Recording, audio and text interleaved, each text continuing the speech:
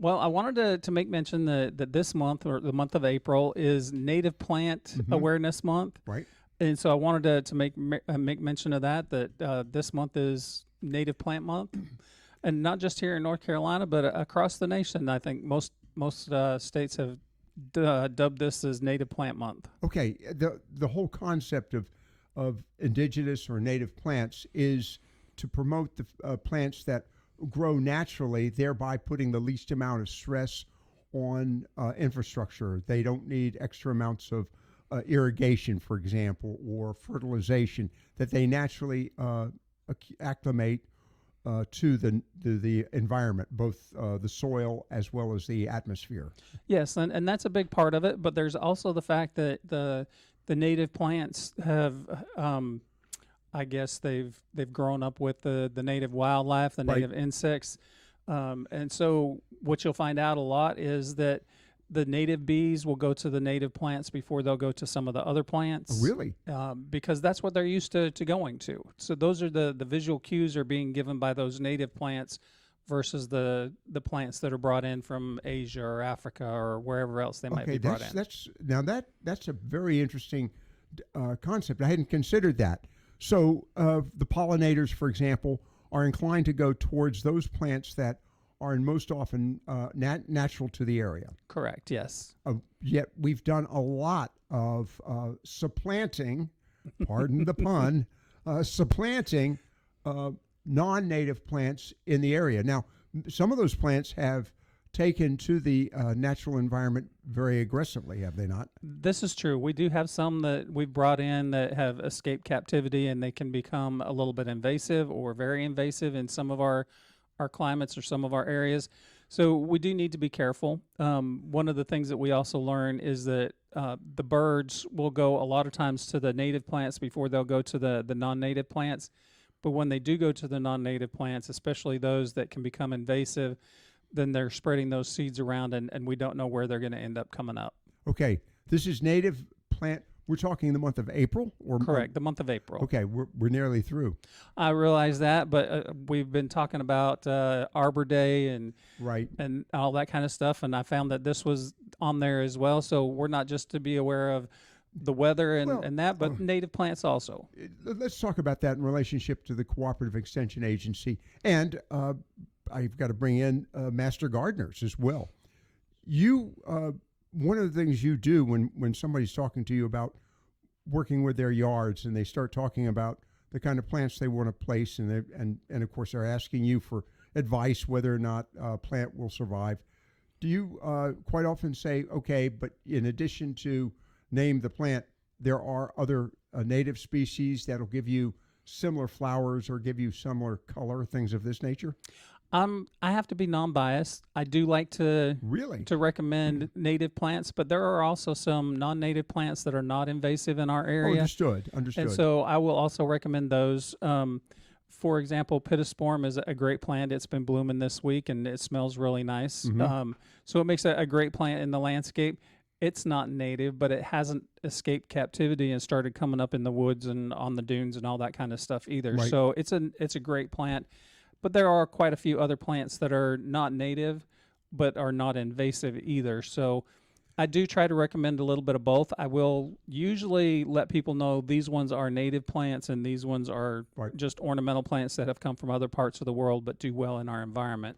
Okay, I'm surprised. I thought pittosporum was a native plant because it does extremely well here in coastal North Carolina. It does really well, but if you walk through the woods and the different trails that we have, Never you see won't them. find one on the trail. You'll find them in captivity in people's landscapes, but you won't find it in the woods. And yet they create a flower that pollinators enjoy. Yes, the pollinators will go to it. Okay. The other aspect, I'm just surprised. Other shrubs of that nature, boxwoods, for example, are they native? Boxwoods, there is a native boxwood, but most of the ones that you see in the landscape are from Japan or Asia. They usually come from that area. There's also one that comes from the UK, those islands up there in England and Scotland, Wales. So there's one that comes from that area as well that we can grow in this area. they're not native, but they do well and they don't escape captivity. Well, So and the other one, of course, I'm thinking these are hedges. Red tips seem to do very well, but they are not native either, are they? red tips are not native either, and the one that we usually consider as a red tip is actually a hybrid between two species of Photinia. Okay. In the crossing, what they've discovered is that if it gets crowded and there's not enough airflow there, then it gets this leaf spot, Intimasporium leaf spot, one of those tricky names to pronounce. But that leaf spot, if it's in an area kind of like Indian hawthorn, is another one that's susceptible to that particular leaf spot. If there's not enough airflow in there and it is susceptible to it, it'll completely defoliate the plants. We're talking with Shawn Banks of Carteret Cooperative Extension Agency, and I just want to remind you there's a cooperative extension agent in every county of North Carolina, at least one, in some instances multiples, depending on the variety of activities and industry there. For example, large agricultural areas, be they for poultry or anything. large areas like Sampson County that have multiple areas of different kinds of agriculture. They'll have a livestock agent and a row crops agent and a horticulture agent. So depending on how much agriculture you have in your county will depend on how many ag agents you'll have in your county. Just to mention that, in light of the fact that we're now about to enter May, is there anything we should be doing to our yards or our lawn? Our gardens? Yeah, lawns and gardens this time of the year is about the right time to start fertilizing the lawn. So the grass should be growing well enough now that you're mowing it probably about once a week, maybe twice a week if you're cutting it really short. And if it's growing that fast, then it's ready to be fertilized. Okay. So it usually is going to be around the first to the middle part of May when you do that. But with the mild winter, you may start wanting to fertilize now. Is that all grasses, including centipede and Bermuda, the summer grasses? Yeah, that's going to be the summer grasses that we grow in our area. Okay. Generally, we don't grow the cool season grasses like the fescue, so you wouldn't be fertilizing those right now anyway. All right. What kind of fertilizers should we use?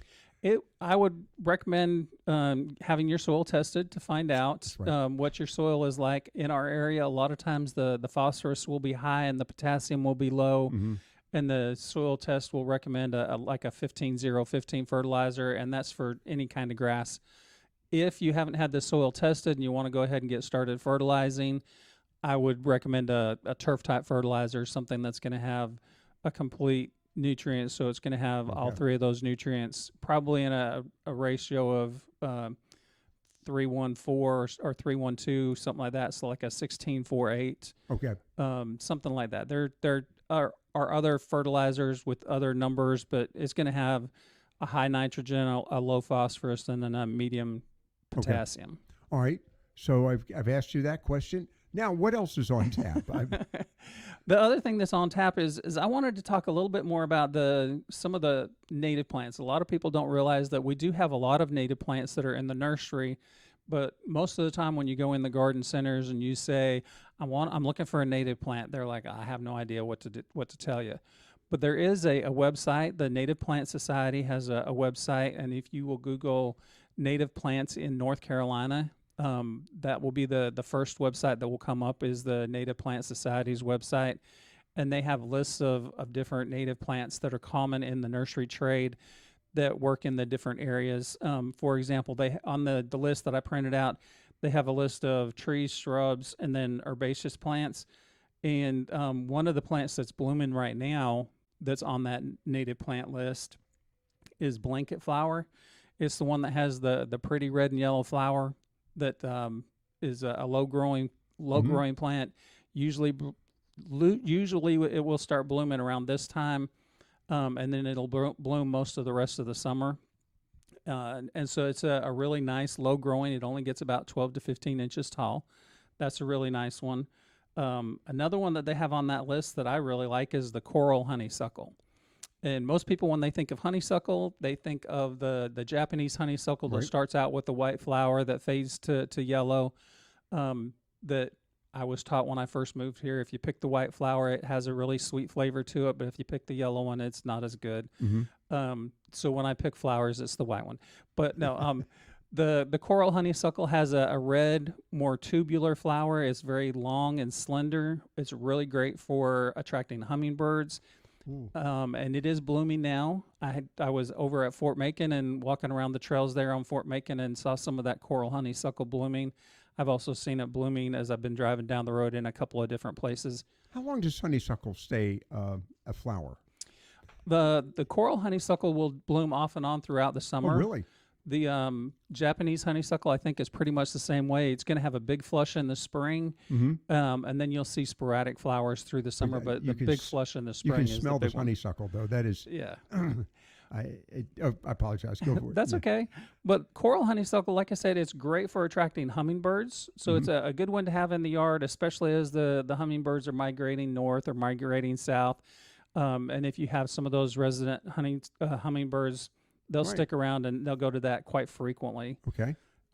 So there's quite a few of those. There's been a lot of publication or a lot of publicity on the monarch butterflies and how they've been depleting, and that we need to plant some more butterfly plants. The butterfly milkweed, the Asclepias tuberosa, is a native plant in our area. So if you can find that one. One of the concerns, I looked at you, and milkweed can also be a problem. Milkweed can be a problem. Is this the same kind of milkweed? No. Okay. No, the one Because that the milkweed I know about, you've got to be careful if you get it on your hands, particularly if you get in your eyes. Well, milkweed, Asclepias, doesn't matter what species of Asclepias, but any of those Asclepias plants will have that characteristic milky white sap.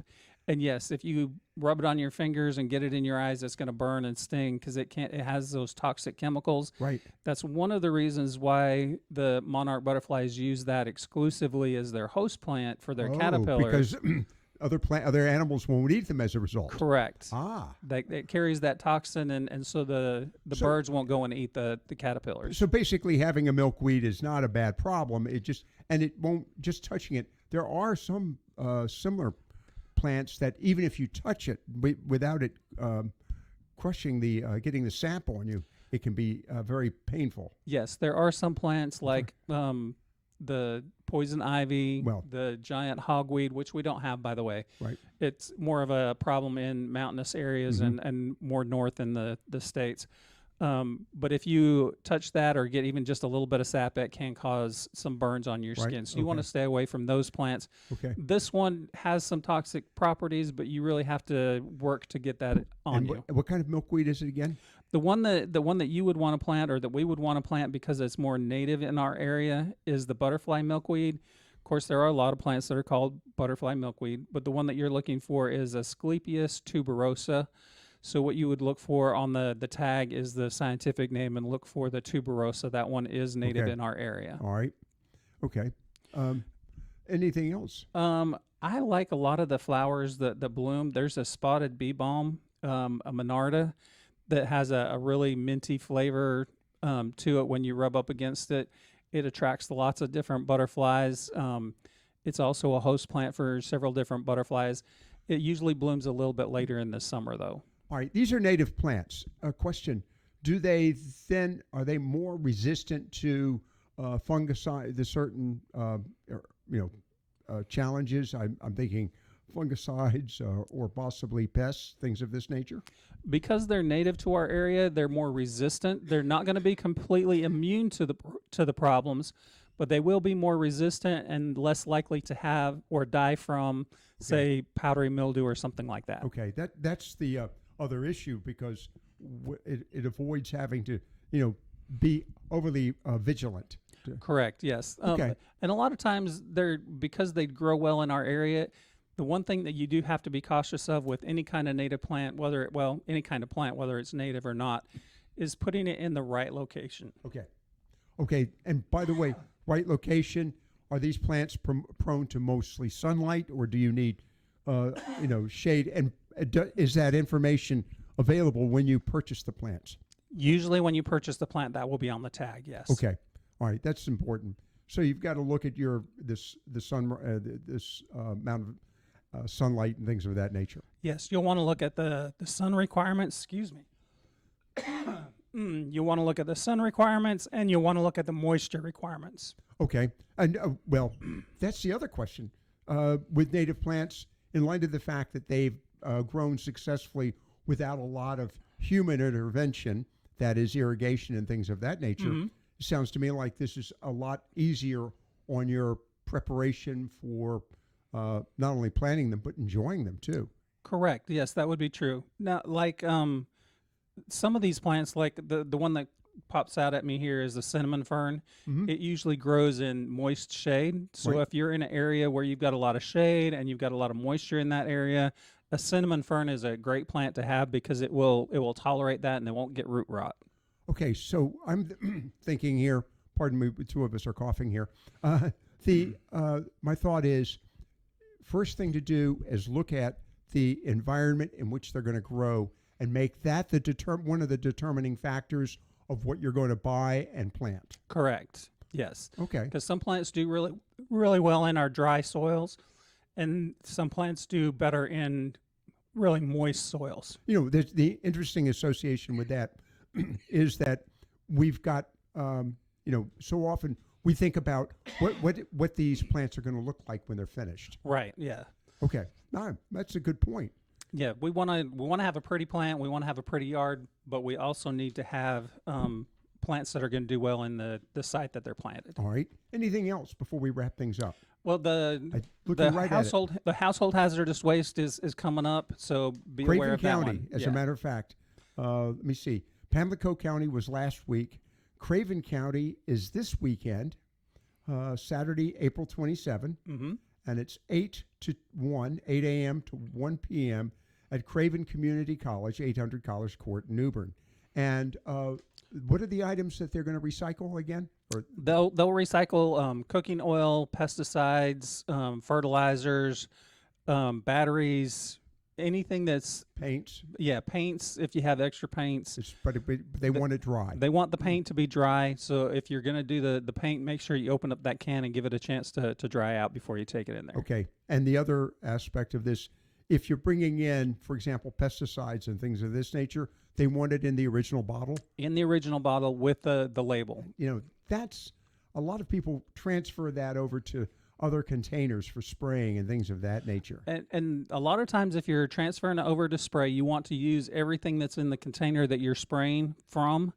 That way you don't have to worry about what is in there and what do I need to do with it, because it may be an insecticide, it may be a herbicide.